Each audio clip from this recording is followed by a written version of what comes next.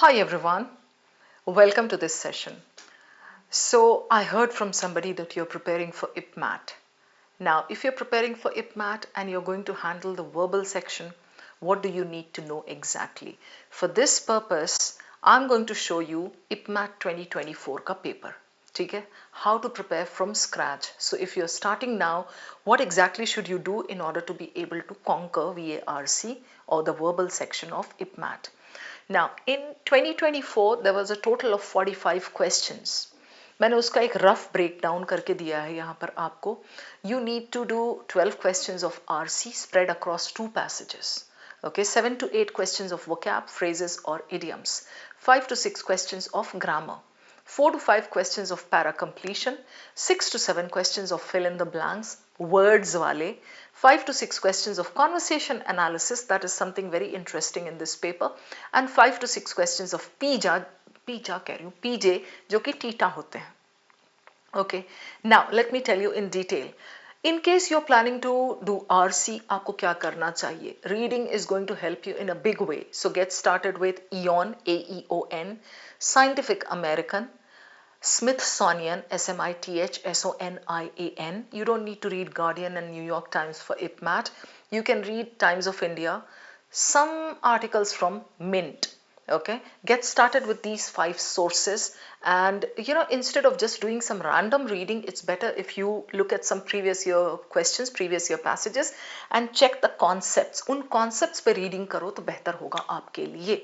All right, as for practice, please start practicing with, you can even practice with CAT passages, या आपके IPMAT के भी previous year के आपके कुछ questions हैं, some mocks are available.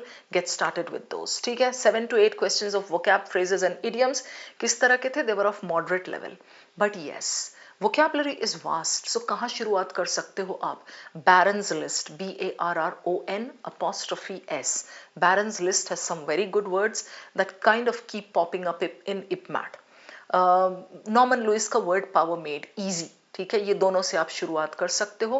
Plus when you are reading, keep an eye out for good words. जरूरी नहीं कि आप 40-50 वर्ड्स एक साथ क्रैम करो, आपका दिमाग फट के उड़ जाएगा. It's better to just kind of limit it to 5 to 6 new words और इडियम्स और फ्रेजेस एवरी डे. यहाँ पे एक टिप देती हूँ मैं आपको. When you are trying to learn a new word, do not grab the word as such, the single word.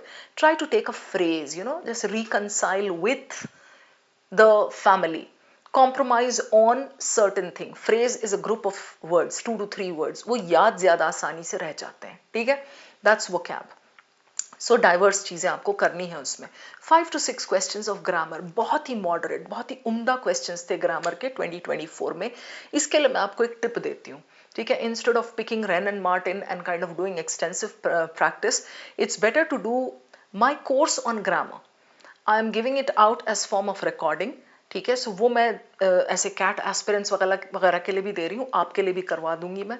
उसमें that's a compilation of 150 solid points, 150 points that will help you sail through this test like anything.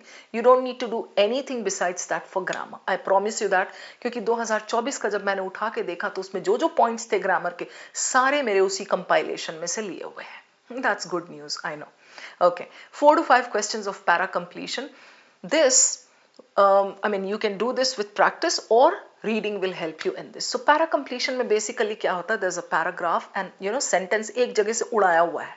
And they'll ask you वो sentence को आप मतलब how will you complete the paragraph? So this is not individual words वाला जो कि fill in the blanks में आता है. Para completion means you have to understand the paragraph flow and tone and crux and everything.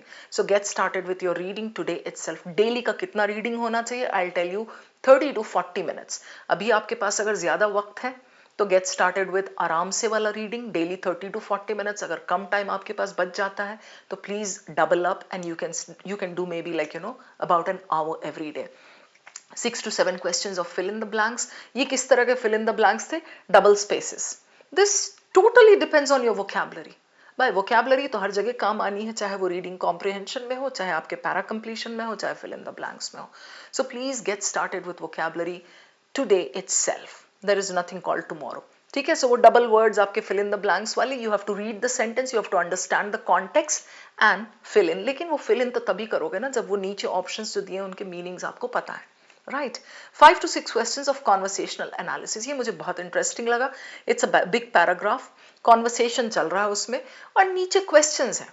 So 5 to 6 questions में it's like related to the paragraph, but मतलब you have to just see in context. ये reading से आपका improve हो सकता है, ठीक है। Last but not the least, 5 to 6 questions of PJ TITA. So TITA क्या होता है? Type in the answer. Parajumbles, इसी तरह के पैराजंबल्स कैट में भी आते हैं। इसमें एम्बिग्विटी होती है कि मतलब आपके पास ऑप्शंस नहीं है तो आप क्या उसमें मार्क करोगे, 3214 या 3241, 4123 या 4132। हमेशा उसमें एक ना एक में गड़बड़ हो जाता है। But the good news is that your parajumbles questions at least from 2024 looked very very doable. इसमें पता क्या हेल्प करेगा आपकी? एक तो रीडिंग, दूसरी there are various techniques for pair formation. ये मेरे क्लासेस आप थोड़े बहुत अटेंड कर लोगे या यूट्यूब पे जो सेशंस होते हैं उनको फॉलो कर लो, उसमें पेयर्स बनाने का सिस्टम बताया जाता है। So once you grab those techniques, आपका जो पीजे, जो इपमैट के पीजेस होते हैं ना, आराम से निकल जाएंगे आपके। अगर 5 क्वेश्चंस है उसमें से 4 तो डेफिनेटली निकल जाएंगे। So what are you waiting for guys? Please get up and get started. Practice शुरू करो, बट प्रैक्टिस से भी ज्यादा इंपॉर्टेंट है वर्बल के लिए, get started with reading and vocabulary today itself. बाकी सब प्रैक्टिस होती चली जाएगी। Topics one by one you have to cover. PYQs निकालो, 2 साल के, 3 साल के, जो भी mocks, get hold of mocks, get hold of sectionals and get cracking. Thank you.